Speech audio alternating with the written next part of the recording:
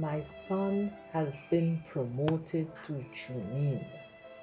Fugaku noted dispassionately before the assembled brethren. Beside him, Itachi stood smartly in a Konoha jacket. Congratulations! It was his father's trusted aide, Yashiro, who spoke. His normally narrowed eyes narrowed even further as he smiled. The brethren quickly followed suit, shouting out their congratulations in unison. Say a few words, his father urged. Yes, Itachi replied in a voice devoid of emotion. He bowed deeply toward the brethren.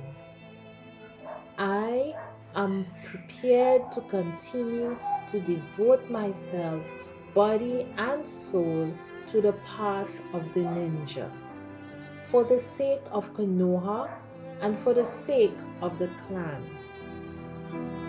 I look forward to walking it alongside you all. Itachi's short speech was far more grown up than his 10 years would seem to allow. In the first exam, he had gotten a score second only to the record holder Namikaze Minato, and he had completed the second exam in the shortest time ever on record, even though he was alone and not in the usual three-person cell. In the third exam, his opponent in the first match had defaulted, leaving him the win, while his performance in the second bout led officials to decide there was no need for him to take part in the third match. And so his exams ended. Obviously, Itachi was promoted to Chunin. Fugaku's son was a ninja blessed with a terrifying talent. Occasionally, Fugaku almost forgot the boy was his son and felt jealous of the genius he possessed. If a ninja of Itachi's caliber joined the military police force, it might perhaps improve the standing of the Uchihas within the village, the long-haired Inabi said joyfully. Looking down on the head of shiny black hair, Fugaku gave voice on his own thoughts. I have no intention of letting Itachi into the military police force. At once, a stir rose up in the room, but Itachi simply stared silently into space, giving no outward sign of surprise. Had his son understood? A feeling of doubt welled up in Fugaku, but he couldn't exactly question the boy here in front of everyone. Changing gears, he spoke to the brethren. I would like to have my son go into the Anbu. The Anbu? Yashiro spat out, a note of animosity in his voice. Fugaku nodded silently. Our military police force and the Anbu have clashed any number of times in pursuit of public order in Konoha. Yashiro began to reproach him. I know that better than anyone, he snapped. To maintain the peace in Konohagakure, the Konoha military police force had been established with the Uchiha clan as its center. Even now, with Fugaku as the chief, the military police force worked day and night for the sake of Konohagakure. In other words, the military police force policed the village. However, there was another force that maintained the peace, the Anbu. Under the direct control of the Hokage, the Anbu was a unit composed of capable ninja and basically always made an appearance on important missions inside and in the vicinity of the village. Major crimes committed in the village were taken out of the hands of the military police force and entrusted to the Anbu. There was no clear line between what was the jurisdiction of the military police force and what was the subject for the investigation by the Anbu. At the discretion of the Hokage, the nature of the investigation would simply shift from one to the other. This led the military police and the Anbu to clash ever so often. And each time they did, Fugaku would stand at the head of the military police and negotiate with the Hokage and the Anbu. He knew better than anyone the friction between the two peacekeeping forces. The main building of Nakano's shrine erupted in raucous discussion. Some criticized the Anbu, others tried to guess at Fugaku's true intentions. Still others noted Konoha's treatment of the Uchiha clan. The different resentments they each held in their hearts exploded into the closed space of the shrine, all at once. "Listen to me," Fugaku roared. The main shrine fell silent, filled with an undirected bloodlust. "I understand how you all feel." Fugaku began speaking slowly, choosing his words carefully. "I feel the same way. Which is exactly why Itachi will join the Anbu. I intend to have my son act as a conduit between the village and the clan." Everyone present held their breath. "As you all know, members of the Anbu Foundation are secretly watching over our compound. In which case, we will also bring watchful eyes to the village." "Are you saying that's Itachi?" Fugaku nodded at Yashiro's question. The people of his clan stirred once more.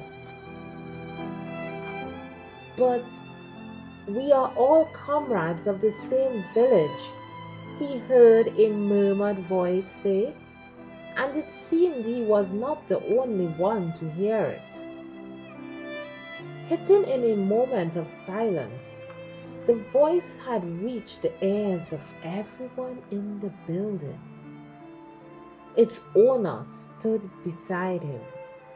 Itachi was silent now, head hanging as if to avoid their eyes, a sad look on his face.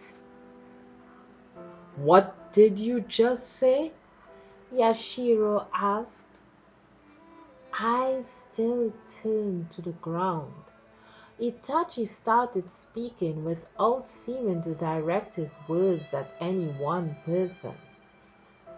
"The Senju clan and the people of Konoha are still our village comrades. We should stop creating this distance and doing things to fan the flames of rivalry." The bloodlust blanket in the room grew thicker. Itachi appeared to notice this too, but regardless, he continued to speak. "One side does one thing, the other does it too. You kill your opponent, someone comes for revenge, and then a fight breaks out. Are you siding with Konoha? You're looking at things from the perspective of who is your ally. So you can't see the big picture. You! An enraged Yashiro leapt to his feet, reaching as if to grab hold of Itachi's collar. Fugaku stopped the hand of his trusted aide. "Chief!" Yashiro shouted, anger bleeding into his voice. "Calm yourself." "But—" "It's fine. Calm yourself." With an ostentatious sigh, Yashiro sat. Itachi didn't so much as twitch, but instead stayed silent, head still hanging. "Apologize, Itachi." Everyone turned angry eyes on the silent Itachi. "I understand what you're trying to say," Fugaku said, "but ideals and reality are two different things. What you're trying to say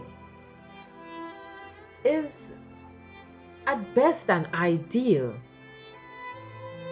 Fighting and war are indeed linked with hatred, but you are too young to understand the true predicament of those who are persecuted. If you could see what a difficult position the Uchiha clan has been driven to since the founding of the village, you wouldn't speak so lightly or impulsively." "I'm a member of the Uchiha clan too. I know about the predicament of the clan." "Then apologize!" Yashiro shouted, a sad look in his eyes. Itachi slowly turned his gaze on Yashiro. "I'm very sorry," he said in a voice that nearly disappeared. Fugaku clearly heard the cry of pain in his son's heart. He understood almost agonizingly well Itachi's desire to avoid fighting. But he understood to an equal extent the dissatisfaction of his brethren. Or rather, Fugaku himself had had trying experiences any number of times. In the life he had lived thus far as a Konoha ninja, simply because he was an Uchiha. He had been excluded from the village center. The dreams he had in his youth had been cruelly shattered, for the sole reason that he was of the Uchiha clan. Hokage, a fleeting desire that will never be achieved. "We'll talk about this at home," he said, pitching his voice so that his son could hear him. He got no reply.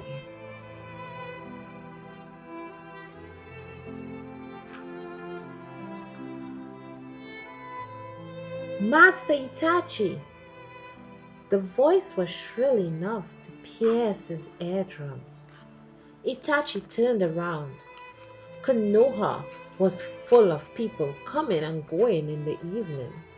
He himself was on his way home from making an appearance at the Hokage residence to take care of procedures for his chunin promotion.